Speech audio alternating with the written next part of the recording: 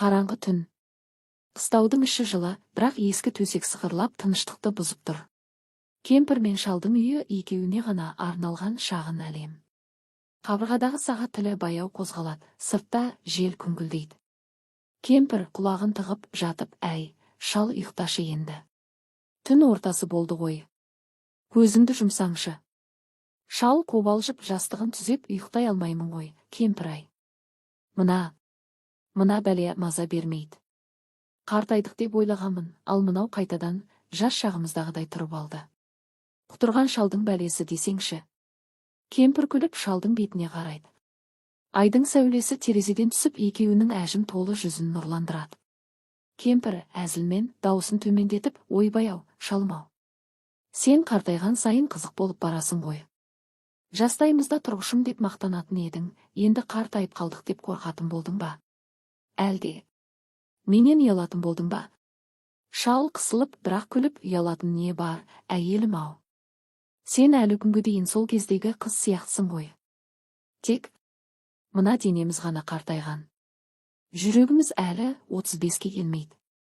Ал мына тұрғышым ол маған қарсы шығып, мен әлі тірімін деп тұр. Кемпір жақындай түседі, қолын шалдың кеудесіне қояды. Жылы қол. Кемпір сыбырлап құмарлана, онда неге жатырсың сонда? Келіп көрші. Мен де ұйықтай алмай жатырмын. Сен ойлағандай қартайып кеткен жоқпын. Ішімде әлі от бар, сен оятқан от. Шалдың көзі жанып кетеді. Ол баяу бұрылады, кемпірдің мойнына қолын салады. Екеуі бір-біріне қарайды, ұзақ, терең, жас шақтағыдай. Шал даусы дірілдеп, сен әлі де сондай әдемісің ғой, кемпірім. Қанша жыл өтсе де, саған қараған сайын жүрегім дүрсілдейді. Ал мына тұрғышым ол сені сағынған екен. Кемпір күледі, бірақ күлкісі ыстық, құмар. Кемпір, онда әңгіме айтпай қояйықшы, сөздің керегі жоқ. Жай, жақында. Баяу асықпай, бізде уақыт бар таң атқанша. Шал баяу жақындайды. Олардың еріндері тиіседі, алғашқы кезде ұялшақ, сосын тереңірек, өткен жылдардың сағынышымен, қазіргі құмарлықпен. Қолдары бір-бірінің денесін аялап, ескі әдетпен іздейді.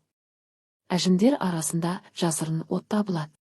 Шал тыныстап құмарлана, сен әлі де дәл солайсың, дәл сол жерлерің жүрегімді елжіретеді. Ал сен әлі де мықтысың ғой, шалым, қартайдық деп қорқып па едің? Міне, тұрғышың оянды ма, менікі де оянды ғой. Екеуі баяу асықпай, бір-біріне ериді.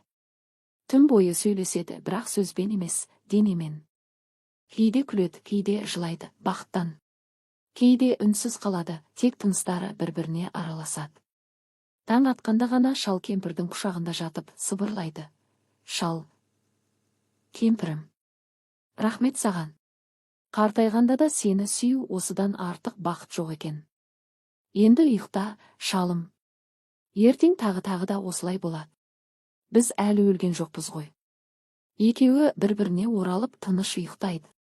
Сыртта таң нұры түсіп, ескі үйді жылтады. Қартайған шалдың бәлесі енді бәле емес, ол екеуінің соңғы, ең тәтті махаббатының белгісі болып тұр. Таң атқан. Терезеден сарғаш нұры кіріп, ескі кілемге түсіп жатыр. Үй іші әлі тыныш, тек самовардың ішіндегі су қайнап, жеңіл ысқырып тұр. Кемпір көзін ашып шалдың бетіне қарайды.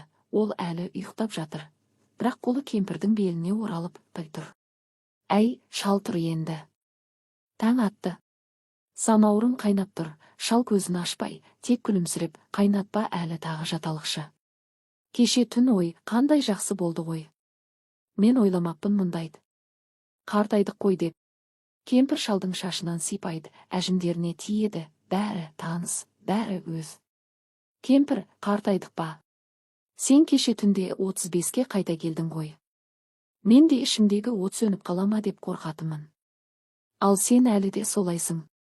Тек баяу, аялап, бірақ ыстық. Шал ақырын көзін ашады, кемпірдің көзіне қарайды. Көздерінде жас шақтағыдай, бірақ қазір одан да тереңірек. Шал, білесің бе, кемпір? Мен кеше түнде ойладым. Біздің балалар кетті, немерелер сирек келеді. Үй бос. Бірақ сен барсың. Сен болсаң бәрі толық. Кеше Мен саған қарап, Құдай-ау, мына әйелді қайдан тапқан екенмін деп ойладым. Қанша жыл біргеміз, ал әлі де жүрегім дірілдейді. Кемпірдің көзіне жас келеді, бірақ күледі. Кемпір, мен де солай ойладым. Кейде түнде оянып сенің тынысыңды тыңдаймын. Әлі тірі екен деп қуанамын. Кейде қорқамын, ертең не болады деп. Бірақ кеше мен ұмытып қалдым сол қорқынышта. Сен маған әлі де сұлу деп айтқанда, сен маған қайтадан өмір бердің ғой. Шал кемпірді өзіне тартады, маңдайына тигізеді. Шал, сен әлі де сұлу. Әжімдерің менің өмірімнің ізі. Әр әжім бірге өткізген бір жыл. Мен соларды сүйемін. Ал мына тұрғышым ол да сені сүйеді. Қартайсақ та ол әлі де сені іздейді. Кемпір күліп шалдың мойнына қолын қояды. Кемпір, онда тұрмайық па? Шай ішейік. Сосын тағы жатайық. Балалар келмейінше біздің уақытымыз көп, ешкім кедергі емес. Тек сен және мен. Шал баяу тұрады, бірақ кемпірді босатпай қолынан жетелеп. Екеуі ас үйге барады. Самовардан бу көтеріледі. Кемпір шай құяды, шал оның арқасынан құшақтайды, иығына басын қояды. Ойбай-ау шалым-ай. Қарашы мынау түнді. Қайтадан от жағып, жылытып жатырсың ғой мені. Құдайға шүкір, әлі де тұрғышың оянып маза бермейді екен. Мен ойлап отырмын, 10 балам болғанша осырақ шалым аман болсын деп тілеймін. Бір қатын алып кетті ғой бәрі. Қызым да, ұлым да үйленіп өз отауына кетті. Немерелер келіп кетеді, бірақ түнде мені жылтатын, құшақтап жататын, кемпірім деп сыбырлайтын, осы шалым ғана қалды.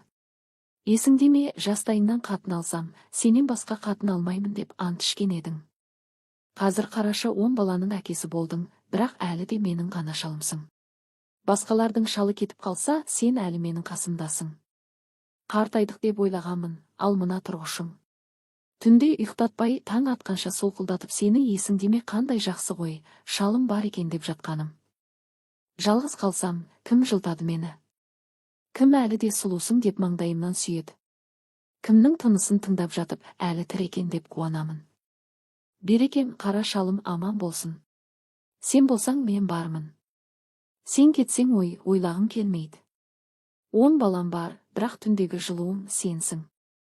Қартайғанда да осылай жақын болу осыдан артық бақыт бар ма? Енді жатшы, шалым тағы да жылытшы мені. Асықпай, баяу. Бізде әлі уақыт бар. Құдай ұзақ ғұмыр берсін, шалым аман болсын, тұрғышың мәңгі жатпасын.